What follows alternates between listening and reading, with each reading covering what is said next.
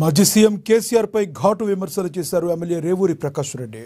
అభివృద్ధిని చూసి ఓర్వలేకనే కాంగ్రెస్ ప్రభుత్వం తప్పుడు ప్రచారం చేస్తున్నారని మండిపడ్డారు. ప్రభుత్వంపై అసలు వ్యతిరేకతే లేదన్నారు. ఇప్పుడున్న బీఆర్ఎస్ ఎమ్మెల్యేలందరూ రాజీనామా చేసి గెలిస్తే తాను రాజకీయ సన్యాసం చేసుకుంటానని సవాల్ విసిరారు రేవూరి ప్రకాష్ రెడ్డి. నీకున్న 80,000 పుస్తకాలు చదివినావు. ఆ 80,000 పుస్తకాలు మంచి తెలుగు ఉపయోగిస్తావు అనుకున్నావు. దాని దుర్మార్గమైన చర్యలకు ఉపయోగిస్తున్నావు. నీ తెలుగు మంచి మేధావి, నీ కాలం లేదు.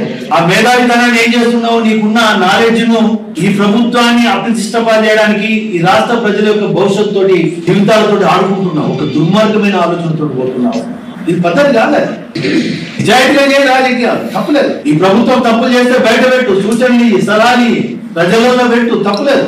కులగారిని ఎదుర్కొంటావు, ఎస్సీ వర్గీకరణ అడ్డుకుంటావు, ముషి నదిని అడ్డుకుంటావు, పక్షాలను హైడ్రాను అడ్డుకుంటావు. ఏంది దుర్మార్గమైన ఆలోచనలు? పంచభూములను అడ్డుకుంటావు తప్పుడు ప్రచారంతో, ఫేక్ న్యూస్ క్రియేట్ చేసి. ఎంత దుర్మార్గుడు అంటే రాక బయటకు వచ్చి ఒక రోజు మీరు అందరూ గుర్తు చేసుకోవాలి. సోషల్ మీడియాలో ఒకటి మొదలుపెట్టిండు ప్రజాభిప్రాయం. రేవంత్ రెడ్డి గారు పెట్టారు, గత ప్రభుత్వం బాగున్నదా, ఈ ప్రజాపాలన బాగున్నదా అని అంటే 75% గత ప్రభుత్వానికి మంచిగా వచ్చింది, ఈ ప్రజాపాలనకు 30% వచ్చిందని మాట్లాడినవే. ఎంత ఫేక్ న్యూస్ క్రియేట్ చేసాం. నిజమేనయ్యా, ఈ ప్రభుత్వం మీద 75% వ్యతిరేకంగా ఉంటుంది కదా.